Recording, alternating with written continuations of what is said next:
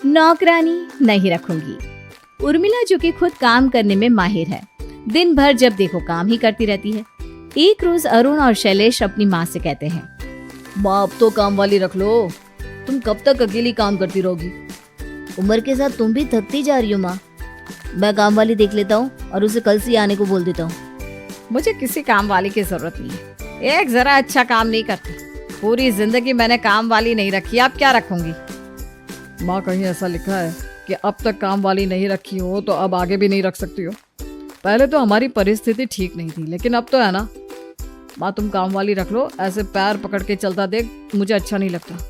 इतनी ही माँ की फिक्र हो रही है तो मेरे लिए बहू ले आओ, लेकिन काम वाली तो मैं नहीं रखूंगी। ठीक है फिर भैया की शादी करवा दो जितनी जल्दी हो। ये हुई ना मेरे बेटों वाली बात। अरुण और शैलेश काम पर चले जाते हैं। तब उर्मिला कहती है, बच्चे सही तो कह रहे थे, थक तो जाती हूँ मैं, अब काम नहीं हो पाता पहले की तरह। ठीक है ना, बहुएं करेगी काम। अरुण के लिए लड़की देखने के लिए सबके कान में डाल देती हूँ। उर्मिला अपने सभी रिश्तेदारों और जान पहचान के कुछ लोगों को फोन करके कहती है, अरुण के लिए कोई अच्छी सुंदर लड़की हो तो बताना। मुझे तो दहेज भी नहीं चाहिए, बस सुंदर बहू मिल जाए। हाँ हाँ बताऊंगी, बिना दहेज की शादी भला कौन करता है, तुझे तो कोई भी लड़की मिल जाएगी। दिन बीतने लगते हैं और एक रोज एकता का रिश्ता लेकर उर्मिला की पड़ोसन उसके पास आती है। उर्मिला मेरे बहन की बेटी है, जरा देख तो कैसी लग रही है तुझे। लड़की तो सुंदर है, मेरे अरुण के लिए इसकी बात चलाना। अरे तूने तो मेरे मुंह की बात छीन ली, मैं इसी का रिश्ता लेकर तो आई थी तेरे पास। मुझे तो पसंद आई ये लड़की, तो कल ही इसके माँ बाप से मुझे मिलवा दे। कल नहीं, एक हफ्ते बाद मेरी बहन मेरे घर आ रही है, तभी हम लोग देखा देखी कर लेंगे और लड़के लड़की एक दूसरे को पसंद कर ले तो उसी वक्त सगाई भी कर देंगे। अरे बहन तूने तो मेरे सिर का दर्द कम कर दिया। चल पगली, मैं भी तो एकता के लिए अच्छा लड़का देख रही थी। अपने अरुण से अच्छा लड़का कोई हो सकता है क्या? ऊपर से बचपन से मैं उसे देख रही हूँ। पड़ोसन वहाँ से चली जाती है। हफ्ते भर बाद उर्मिला अपने दोनों बेटों के साथ पड़ोसन के घर एकता से मिलने जाते हैं। उर्मिला ये है मेरी बहन और उसकी बेटी एकता। भाई मुझे तो लड़की पसंद है, एकता नाम भी अच्छा है, मेरे घर को जोड़े रखेगी। एकता और अरुण को कुछ पल के लिए अकेले छोड़ दे क्या? अरे हाँ बिल्कुल, इन्हें जिंदगी बितानी है एक दूसरे के साथ। बच्चों तुम दोनों कमरे में जाकर बात करो। एकता और अरुण एक दूसरे को पसंद कर लेते हैं। सबकी रजामंदी से दोनों की शादी हो जाती है। एकता गरीब परिवार से होती है और उसे घर के सारे काम आते हैं। शादी के पहले ही दिन एकता देखती है कि उर्मिला घर की साफ सफाई खुद कर रही है। मम्मी जी आप ये सब क्यों कर रही हो? बहू हमारे घर में कोई काम वाली नहीं है, तो अपने ही हाथों से करना होगा ना सब काम। मम्मी जी मेरे मायके में भी काम वाली नहीं है, मैं खुद ही घर के सारे काम करती थी। आप छोड़ दीजिए, मैं कर लूंगी सारा काम। अरे नहीं बहू, आज तो तेरा पहला दिन है ससुराल में, तू रहने दे, मैं कर रही हूँ ना, कल से तू कर लेना। नहीं मम्मी जी आप हटो, मैं कर लूंगी। एकता उर्मिला के हाथ से झाड़ू लेकर काम में लग जाती है और घंटे भर में ही पूरे घर की साफ सफाई कर लेती है। फिर एकता रसोई में जाकर खाना बनाने लगती है। बहू को काम करता देख उर्मिला की आंखें भर आती है और वो कहती है, भगवान ने मेरी सुन ली, बहू मुझे जैसी चाहिए थी वैसी मिल गई। बहू जब तक खाना बनाती है मैं कपड़े धो लेती हूँ, अभी उस बेचारी पर इतना बोझ डालना सही नहीं है। इधर एकता खाना बनाती है, उधर उर्मिला कपड़े धो लेती है। 10 बजते बजते घर के सारे काम हो जाते हैं। एकता नाश्ता लगा देती है, सभी नाश्ते के टेबल पर आ जाते हैं। माँ अब तो तुम आराम करो, बस एकता घर संभाल लेगी। बेटा एकता तो आते ही घर के सारे काम करने लगी, अब क्या मैं पूरी तरह बैठ जाऊं ताकि मेरे हाथ पैर एकदम चलने बंद हो जाए? इंसान को कभी बैठना नहीं चाहिए। मैं कपड़े धो दिया करूंगी बहू, और खाकर बर्तन भी साफ कर दूंगी। मम्मी जी मैं आपसे झूठे बर्तन साफ करवाऊंगी क्या? कोई जरूरत नहीं है। आपका मन नहीं लगता या हाथ पैर चलाने की बात है ना, तो आप मॉर्निंग वॉक पे चली जाया करो। अरे छोड़िए सर, चल तू भी आजा, नाश्ते के लिए बैठ जा हमारे साथ। नहीं नहीं मम्मी जी, मैं पहले कपड़े धो लेती हूँ, नहीं तो फिर खाने के बाद मुझसे काम नहीं होगा। अरे चल बैठ, कपड़े मैंने धो लिए हैं। मम्मी जी आज के बाद आप कपड़े नहीं धोगी, मैं कह देती हूँ। एकता सबके साथ टेबल पर बैठकर नाश्ता करती है। अरुण कहता है, खाना तो बहुत अच्छा बना है। हाँ भैया, भाभी के हाथों में तो जादू है, रेस्टोरेंट का खाना भी फेल है मेरी भाभी के खाने के आगे। उर्मिला सोने की अंगूठी एकता को देते हुए कहती है, बहू, ये तेरी पहली रसोई का नेग हम तीनों की ओर से। मम्मी जी इसकी क्या जरूरत थी। एकता अपने ससुराल में बहुत खुश होती है। रात को अरुण जैसे ही दुकान से आता है वो सीधा रसोई में जाता है। एकता का हाथ पकड़कर उसे कमरे में ले आता है और इसके गले में सोने की चेन पहनाकर कहता है, ये मेरी रानी की पहली रसोई का नेक, कैसा लगा? बहुत सुंदर है। बहुत महंगा भी होगा ना? क्या जरूरत थी इसकी? मम्मी ने मुझे अंगूठी तो दी ही थी। अरे जरूरत कैसे नहीं, जब तुमने आते ही इस घर को अपना बना लिया तो मेरा भी तो अपनी पत्नी के लिए कोई फर्ज बनता है कि नहीं। मेरे घर को इसी तरह एक डोरी से बांधे रखना। एकता वरुण की गले लग जाती है। दिन बीतने लगते हैं। एकता उर्मिला को अब पूरी तरह से बिठा देती है और पूरे घर का काम खुद ही करती है, लेकिन कभी उफ तक नहीं करती। साल भर बीत जाता है और एक रोज एकता की तबीयत अचानक खराब हो जाती है। उसे उल्टियां होने लगती है। बहू, अचानक क्या हुआ? डॉक्टर को दिखा लेते हैं। नहीं मम्मी जी, डॉक्टर की जरूरत नहीं है। उर्मिला तुरंत अरुण को फोन करती है और अरुण एकता को डॉक्टर के पास ले जाता है। वहां जाकर अरुण को पता चलता है कि एकता मां बनने वाली है। इस खबर से उर्मिला के घर में चहल पहल मच जाती है। बहू, अब तो बस आराम करेगी। मुझे मेरा पोता या पोती स्वस्थ चाहिए एकदम। मम्मी जी आप काम मत करो, काम वाली रख लेते हैं आप। अरे नहीं, काम वाली तो मैं इस घर में कभी नहीं रखूंगी। पूरी जिंदगी मैंने खुद ही काम किया है। अरुण और शैलेश तो घर में ही पैदा हो गए थे। मैं दिन भर काम करती रहती थी और काम करते करते ही मुझे दर्द शुरू हो गया और उसी वक्त रसोई में मुझे बच्चे हो गए। तो अब काम वाली कैसे रख लूं मैं?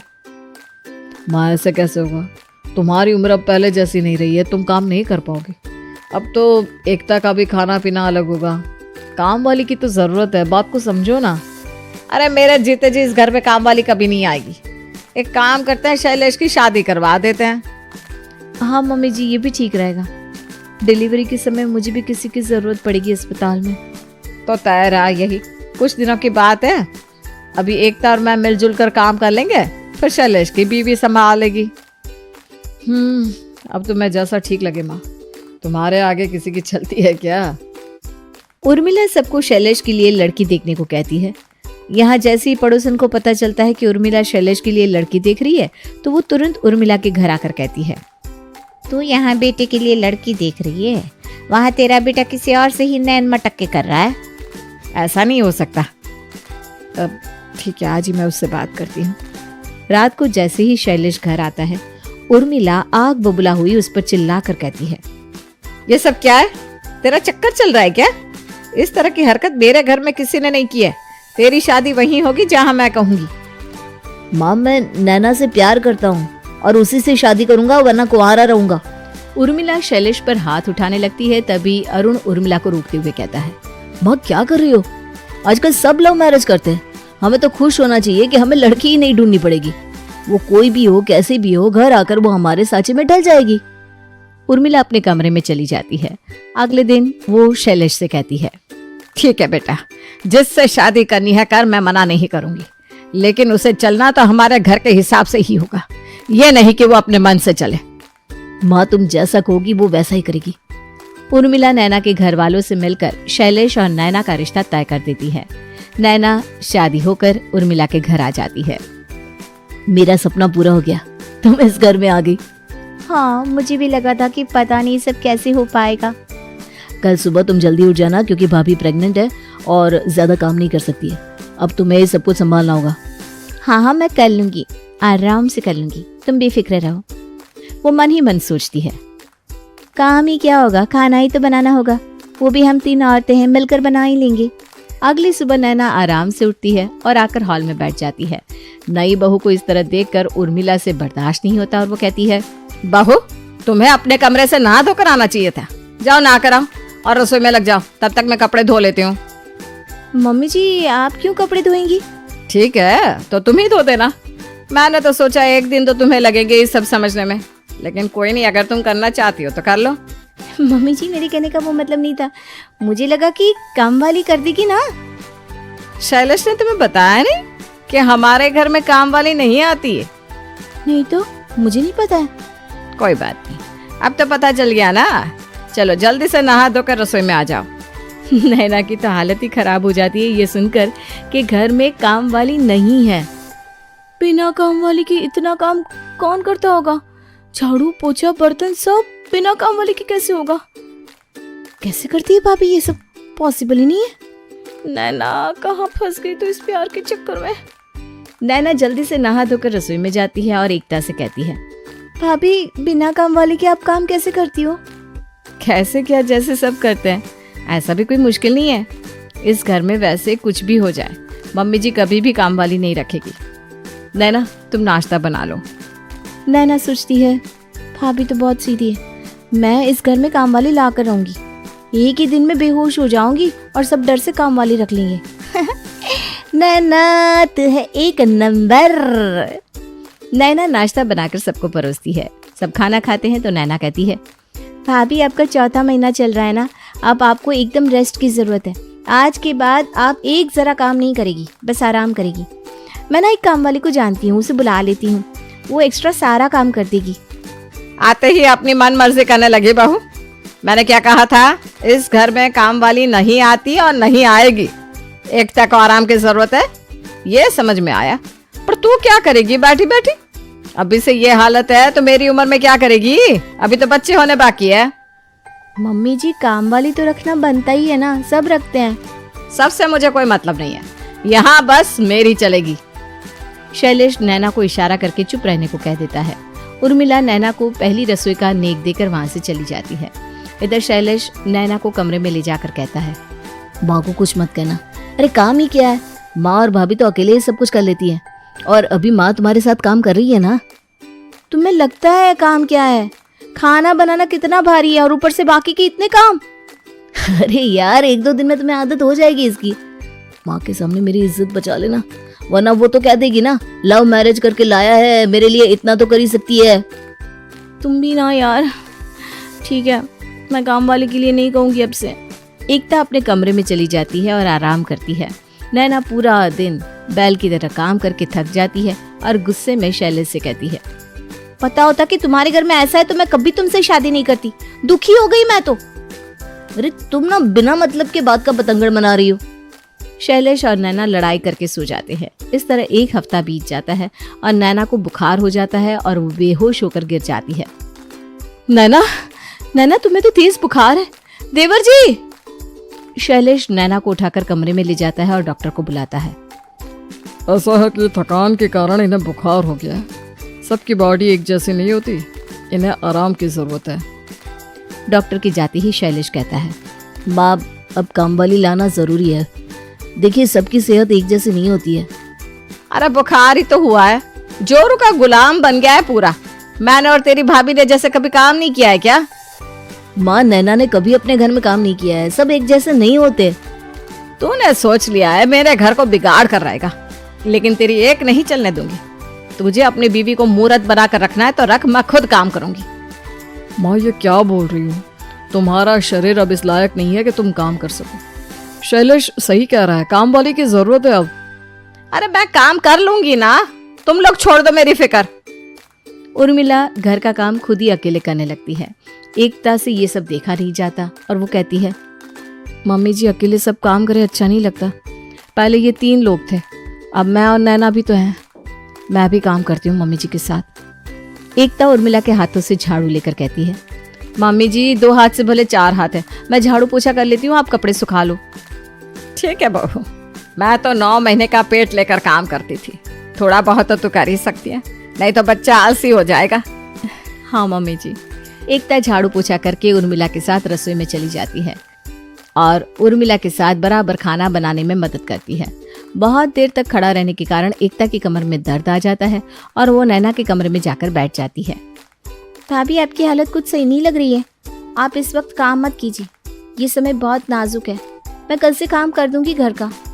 क्या करूं, मम्मी जी को अकेले काम करते देखा नहीं गया मुझसे, पर अपना कमर में बहुत दर्द हो रहा है। तो कोई क्या कर सकते हैं, मम्मी जी अपनी जिद नहीं छोड़ेगी तो क्या करें हम? अगर अभी आपको कुछ हो जाएगा तो क्या होगा? भाभी आप ना मजाक में मत लो ये सब। अरे छोड़ना नैना, मम्मी जी बदलने वाली नहीं है, तुझे खुद को ही बदलना होगा। एकता थोड़ी देर आराम करने के बाद तुरंत उठती है और बड़े बड़े बर्तन उठाकर धोने लगती है। और इससे उसके पेट में बहुत दर्द होने लगता है। वो चिल्ला चिल्ला कर रोने लगती है। नैना भागते हुए रसोई में आती है। भाभी, आपको तुरंत अस्पताल ले जाना होगा। मुझे डर लग रहा है कहीं आपको मिसकैरेज ना हो गया हो। ऐसा मत बोल नैना। छोटी बहू तो अपना मुंह बंद ही रखा कर। खुद तो काम चोर है और दूसरे को भी भड़का रही है। बड़ी बहू कुछ नहीं हुआ है तुझे, चल अस्पताल। नैना और उर्मिला एकता को अस्पताल लेकर जाते हैं। खबर मिलते ही अरुण और शैलेश भी अस्पताल आ जाते हैं। डॉक्टर कहता है, आपकी बहू का मिसकैरेज हो गया है। इस वक्त माँ को हमेशा आराम की जरूरत होती है।